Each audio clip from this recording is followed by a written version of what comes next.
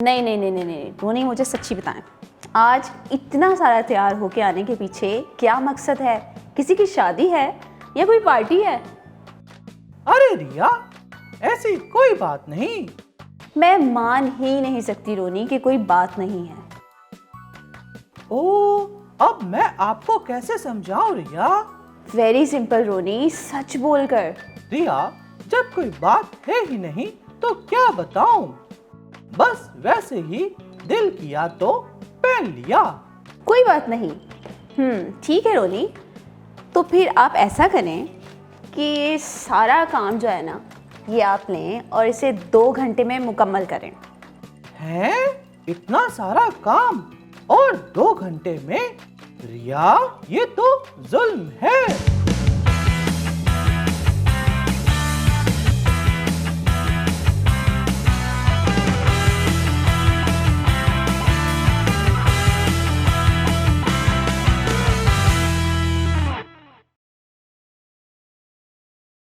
अच्छा तो ठीक है रोनी, फैसला आपके हाथ में है कि अब आप मुझे सच बताएंगे या फिर ये काम करेंगे।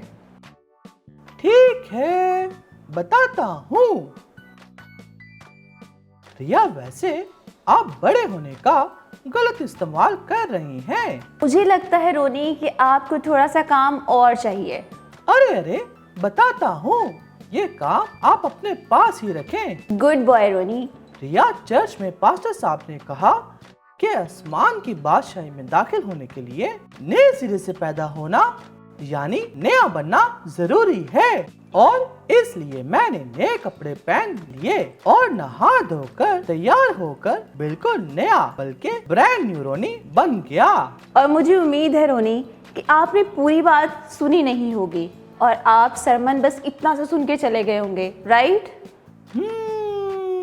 रिया, मैं तो बस जल्दी से कपड़े तब्दील करने घर चला गया और जब वापस चर्च गया तो इबादत खत्म हो चुकी थी और पास्टर साहब भी जा चुके थे, इसलिए उनको भी मैं नहीं बता पाया कि मैं नया हो गया हूँ। हद है रोनी। क्या मतलब रिया? क्या मैंने फिर से कोई गलती कर दी? कोई बात नहीं रोनी, नए सिरे से पैदा होने का मतलब जानने के लिए मैं आपकी मदद करूंगी। सच में रिया? फिर तो मैं एकदम तैयार हूँ। वेरी गुड रोनी। इससे पहले कि रोनी आप ये जाने कि नए सिरे से पैदा होने का मतलब क्या है, आपको बाइबल मुकद्दस में से 2 अशखास के बारे में जानना होगा। कौन से 2 अशखास रिया? ये 2 अशखास आदम और यीशु मसीह हैं रोनी। रिया, इनको तो मैं पहले से जानता हूँ।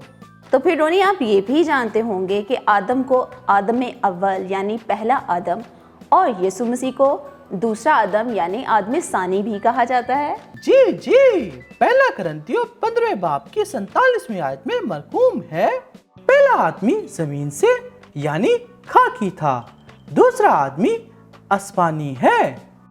आमीन।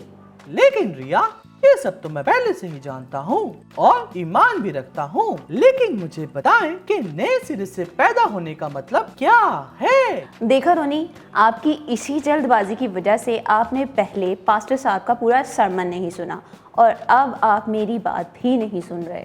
ओ सॉरी रिया, आप बताएं, मैं अच्छे से सुनूंगा। शाबाश रोनी। तो जैसा कि आप जानते हैं कि सब इंसान आदम के घराने से ताल्लुक़ रखते हैं और गुनाह ने आदम के ख़ानदान को तबाह कर दिया, मगर खुदा ने फरमाया कि मैं सब इंसानों को अपने बेटे यीशु मसीह के ख़ानदान में शामिल करूंगा, यानी एक नया ख़ानदान।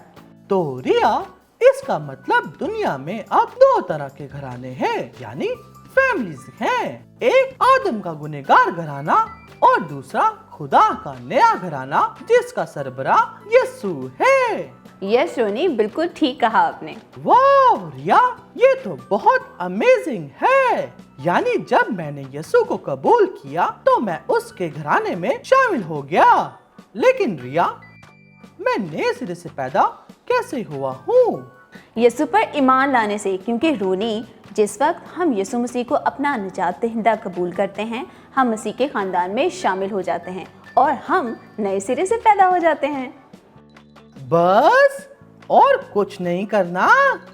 नहीं रोनी, और कुछ भी नहीं। और हम सब जानते हैं कि खुदा चीज़ों को नया बनाने की कुदरत रखता है, यानी गुनाह खुदा की बनाई हुई शय को तबाह कर देता है, लेकिन खुदा उस खराब चीज को ठीक नहीं करता बल्कि एकदम नया बना देता है। हालेलुया। और रोनी, आप जानते हैं कि आपकी तरह कोई और शख्स भी है जो बाइबल मुकद्दस में नए सिरे से पैदा होने के बारे में कंफ्यूज था। कौन है रिया? निकोदेमस। और रोनी, यूहन्ना और उसके तीसरे बाब की 7वीं आयत में आप देखें कि यीशु ने क्या फरमाया। ताजुब ना कर कि मैंने तुझसे कहा तुम्हें नए सिरे से पैदा होना जरूर है। आमीन। तो रोनी, देखा आपने, हर बात का जवाब हमें बाइबल मुकद्दस में मिल जाता है।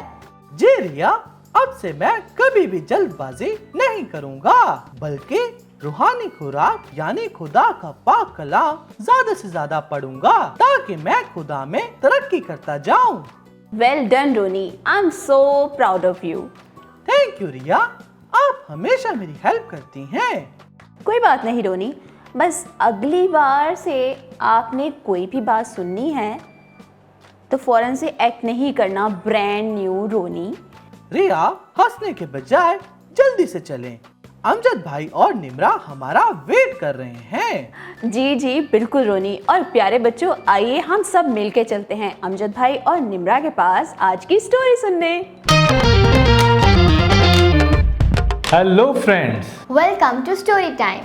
ईमान में खुदा के हीरोज में क्या आप जानते हैं कि आज हम किसके बारे में जानेंगे? अमजद भाई, अगर आप टेस्ट ले रहे हैं तो मैं आपको बता दूं कि सब दोस्त जानते हैं कि आज हम मूसा की कहानी के आखिरी हिस्से के बारे में सीखने वाले हैं। क्यों, है ना दोस्तों? वाओ, क्या बात है, आपने तो कमाल कर दिया। बहुत शुक्रिया अमजद भाई। तो फिर जल्दी से कहानी शुरू करते हैं प्लीज़।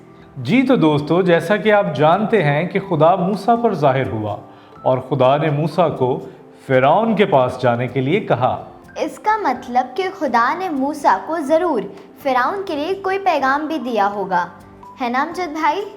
तो बताएं वो पैगाम क्या था? आप खुद ही देख लें, खुरूज चौथे बाब की 22वीं और 23वीं आयत। और तो फिरौन से कहना कि खुदावन यूँ फरमाता है कि इस्राएल मेरा बेटा बल्कि मेरा पहलौठा है, और मैं तुझे कह चुका हूँ कि मेरे बेटे को जाने दे ताकि वो मेरी इबादत करे। आमीन। आमीन। और दोस्तों, फिर मूसा और हारून ने खुदा का पैगाम फिरौन तक पहुंचाया। तो क्या फिरौन मान गया? आपको क्या लगता है, क्या वो इतनी आसानी से मान गया? फिरौन जितना जालिम था, मुझे नहीं लगता कि वो इतनी आसानी से माना होगा, है ना दोस्तों? Well done Nimra. फिरौन ने कहा कि खुदावंद कौन है कि मैं उसकी बात मानूं और बनी इसराइल को जाने दूं? मैं खुदा को नहीं जानता और मैं बनी इसराइल को नहीं जाने दूंगा। मुझे याद आया, खुदा ने मिस्र पर 10 बड़ी आफतें नाजिल की ताकि फिरौन बनी इसराइल को जाने दे। तो निम्रा, क्या आप उन 10 आफतों के नाम बता सकती हैं? जी हाँ। जब दरिया का पानी खून बन गया, हर तरफ मेंढक आ गए, फिर जुएं, मच्छर, जानवरों में बीमारी फैली, तमाम मिस्रियों के जिस्म पर फोड़े निकल आए, मिस्र में ओले पड़े और टिड्डियां भी आ गईं, और पूरे मुल्क मिस्र में 3 दिन तक अंधेरा छाया रहा। और 10वीं आफत, वो शायद मैं भूल गई हूँ। कोई बात नहीं, 10वीं आफत पहली तमाम आफात से ज्यादा दर्दनाक थी। क्यों अमजद भाई, क्या खुदा ने मिस्रियों की सारी दौलत ले ली थी? नहीं निम्रा, बल्कि आखिरी आफत ये थी कि खुदा मिस्र में से गुजरेगा और हर मिस्री खानदान का पहलौठा बेटा मर जाएगा। ये तो वाकई बहुत बुरी आफत थी। और खुदा ने बनी इसराइल से कहा कि हर खानदान एक बर्रा ले और उसे ज़बह करे और उसका खून अपने घर के बाहर वाले दरवाजे की दोनों जानिब और ऊपर वाले हिस्से पर लगाए, और खुदा उस खून को देखकर बनी इसराइल को छोड़ देगा। वाओ, खुदा कितना अजीम है। बेशक, और खुदा आधी रात के वक्त मिस्र से गुजरा और खुदा ने मिस्र के तमाम पैरोठों को मार दिया और मिस्र में कोई ऐसा घर नहीं था जहाँ पर मुर्दा बेटा ना हो, और यहाँ तक कि फ़िरौन का बेटा भी मर गया। अमजद भाई, लेकिन ये कितनी अजीब बात है कि इस्राएलियों के घरों में पहलौठे बेटे बचे रहे। सो तो है निम्रा, क्योंकि बनी इसराइल ने अपने घर के दरवाज़ों पर बर्रे का खून लगाया था और खुदा ने उस खून को देखकर उनको छोड़ दिया। अमजद भाई, ये तो ऐसे ही है जैसे यीशु के खून से हम सब बच गए हैं। एकदम सच कहा निम्रा। इसके बाद फ़िरौन ने मूसा और हारून को बुलाया और उनसे कहा कि मिस्र से चले जाओ और जाकर खुदा की इबादत करो। और दोस्तों, मिस्री लोगों ने इस्राएलियों से दरख्वास्त की कि वो यहाँ से चले जाएं और उन्हें सोना, चांदी और कीमती पत्थर भी दिए।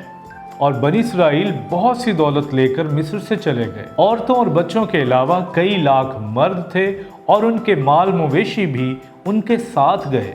वाओ! खुदा अपने लोगों को मिस्र से निकालकर एक ऐसे मुल्क में ले गया जो उसने उनके लिए तैयार किया था। और निम्रा, खुदा अब भी ऐसा कर रहा है। वो कैसे? खुदा अपने बेटे के वसीला से लोगों को बचा रहा है और इस बुरी दुनिया से निकाल कर ऐसी दुनिया में ले जाना चाहता है जो उसने उनके लिए तैयार की है। वाओ! मैं तो ज़रूर इस नई दुनिया में जाना चाहती हूँ और हमेशा खुदा के साथ रहना चाहती हूँ। तो दोस्तों, क्या आप सब भी ऐसा चाहते हैं? अगर हाँ, तो फिर यीशु पर ईमान रखें, क्योंकि उसका खून हमें बचाने की कुदरत रखता है। बेशक, बहुत खूब निम्रा। तो दोस्तों, मेरा ईमान है कि आपने मूसा के बारे में जानकर बहुत बरकत पाई है। तो फिर देर किस बात की, जल्दी से इस एपिसोड को लाइक करें और हाँ, दूसरों के साथ शेयर भी करें। फिर मिलेंगे। बाय। बाय।